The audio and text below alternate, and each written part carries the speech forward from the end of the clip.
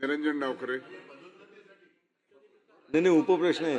सभापती महोदय, लक्षवेधी क्रमांक 1 प्रमाणे सभापती महोदय, या लक्षवेधीचं उत्तर देत असताना 31,390 वाहनांवर 2025 मध्ये कारवाई केली असं म्हटलंय.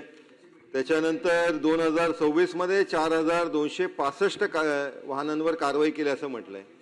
साधारणपणे सभापती महोदय, जर हे कारवाईचा आकडा आपण बघितला तर हा एक सरासरी सर्व गाड्यांच्या वरती केलेली कारवाईचा विषय यांनी याच्यामध्ये मांडलेला आहे.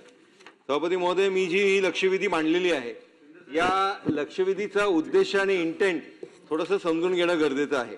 ही ठाणे महानगरपालिकेच्या संदर्भातली लक्षवेधी जरी असली तरी आज जर आपण बघितलं तर हा प्रश्न फक्त ठाण्याचा नाही, तर हा मुंबईचा आहे, हा कल्याण डोंबिवलीचा आहे, हा नवी मुंबईचा आहे, हा मुंबई आणि मुंबई लगत असलेल्या सगळ्या शहरांमध्ये आज एक पूर्ण ज्वलंत पद्धतीने उभा राहिलेला हा एक प्रश्न आहे.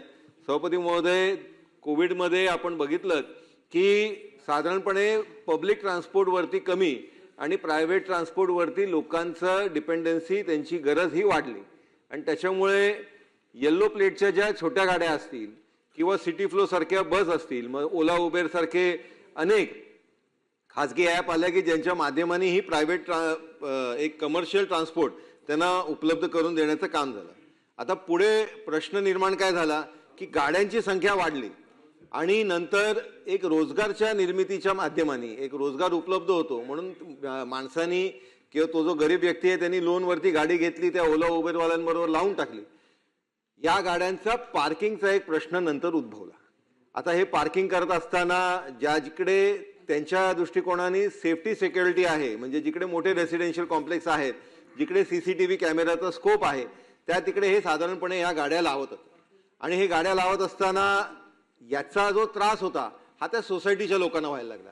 सभापती महोदय, हा एक सामाजिक प्रश्न उभा राहिलेला आहे आणि हा फक्त आपण एक व्यवस्थाच्या दृष्टिकोनाने बघणं गरजेचं नाही, तर आपल्याला समाजामधल्या या दोन्ही वर्गांना न्याय देण्याच्या दृष्टिकोनाने या प्रश्नाकडे बघणं अतिशय गरजेचं आहे. या प्रश्नाचं उत्तर देत असताना आपण याच्यामध्ये असंही म्हटलंय की आम्ही 2 ठिकाणी जो DP प्लॅन आहे त्याच्यामध्ये ट्रक टर्मिनस हे आयडेंटिफाय केले. आता ते ट्रक टर्मिनस कुठे आहेत याच्या संदर्भातलं मी त्या तिकडचा लोकप्रतिनिधी असतानाही मला माहीत नाही, त्याच्यामुळे याच्या संदर्भातलं कुठल्याही लोकप्रतिनिधींना विश्वासात घेतलं का हा एक प्रश्न उभा राहतो. सभापती महोदय, या संदर्भातला हा जो एक सामाजिक प्रश्न उभा राहिला आहे, ज्या सर्व या शहरांमध्ये राहिला आहे, तर याच्यामध्ये एक धोरणात्मक दृष्टिकोनाने एक पार्किंग पॉलिसी आपण पुढे UDच्या माध्यमाने, राज्य शासनाच्या माध्यमाने पुढे आणणार का?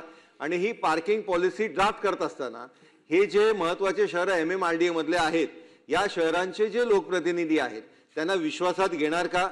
प्रभाग समितीच्या अनुसार, कारण काय होतं की बरेचदा आहे ना, आता उदाहरणार्थ त्यांनी ट्रक टर्मिनसचं आपल्याला पार्किंग लॉट दिलंय, पण त्या ट्रक टर्मिनसमधनं बाहेरचेच ट्रक भरपूर येणार आहेत. आज जर ठाण्याचंच उदाहरण आपण घेतलं तर समृद्धीवरनं येणारे जे ट्रक्स आहेत ते आज रात्री इकडे लागले, दुसरे ते कुठल्या तरी शहरात, जिल्ह्यात किंवा कुठल्या राज्यात असतील, मग त्याच्यामध्ये तो त्या गाडीचा जर डॅमेज करून गेला असेल तर त्याला जबाबदार कोण? आणि त्याच्यामुळे या ज्या गाड्या आहेत यांच्यासाठी आपल्याला एक स्वतंत्र यंत्रणा, स्वतंत्र पार्किंग लॉट उपलब्ध केला पाहिजे. आज तारखेला ठाण्यामध्ये स्टेशन लगत आपण छोट्या छोट्या पार्किंग लॉट उपलब्ध केलेत, हे उत्तरामध्ये दिले, पण ह्या पुरेशा नाही आहेत. आणि त्याच्यामुळे या संदर्भातले आपण पार्किंग पॉलिसीच्या संदर्भातली एक बैठक लावून याच्यामध्ये सर्व लोकप्रतिनिधींना या MMRDA मधल्या विश्वासात घेऊन त्यांचे सजेशन ऑब्जेक्शनची प्रक्रिया पार पाडून ही पॉलिसी ड्राफ्ट करण्याची प्रक्रिया आपण पार पाडणार का आणि त्याला एक कालावधी आपण निश्चित करणार का? सन्माननीय सभापती महोदय, ठाणे शहरातील पार्किंगच्या संदर्भामध्ये सन्माननीय डावखरे साहेबांनी या ठिकाणी प्रश्न उपस्थित केलेला आहे. आणि सुरुवातीलाच मी सांगतो की जो पार्किंगचा आराखडा तयार केला आहे त्याच्यामध्ये जर लोकप्रतिनिधींना विश्वासात घेतलं नसेल तर ते विश्वासात घेण्याच्या सूचना देखील महानगरपालिकेला दिल्या जातील. परंतु हे सगळं करत असताना पुण्यामध्ये 11,931 पार्किंग लॉट्स हे आता नियोजित करण्यात आलेले आहेत. सध्या गावदेवी असेल, गावदेवी भूमिगत पार्किंग असेल, पार्किंग प्लाझा असेल, विवियाना मॉल, त्याच्यानंतर कशिश पार्क, नाईकवाडी, अशा सुमारे 2,152 वाहनांसाठी पार्किंगची व्यवस्था उपलब्ध आहे आणि 2,085 वाहनांची पार्किंगची व्यवस्था आता होणार आहे. सन्मान्य सदस्यांनी ठाणे विकास आराखड्याच्या संदर्भामध्ये ट्रक टर्मिनलचा जो विषय या ठिकाणी सांगितला, त्याच्यामध्ये 7.71 हेक्टरवर 2 ट्रक टर्मिनल होणार आहेत आणि 55 ठिकाणी पार्किंगचं आरक्षण मंजुरीसाठी सप्टेंबर 2025ला हा प्रस्ताव शासनाकडे आलेला आहे. त्याला देखील लवकरात लवकर आम्ही मंजुरी देऊ. आणि सगळ्यात महत्त्वाचा मुद्दा त्यांनी सांगितलं की MMR रिजनमध्ये जेवढी मोठी शहरं आहेत त्यांचं पार्किंग नियोजन असावं, यासाठी पार्किंग पॉलिसी केली पाहिजे. तर नगरविकास खात्याचे अतिरिक्त मुख्य सचिव यांच्या अध्यक्षतेखाली एक समिती स्थापन केली जाईल.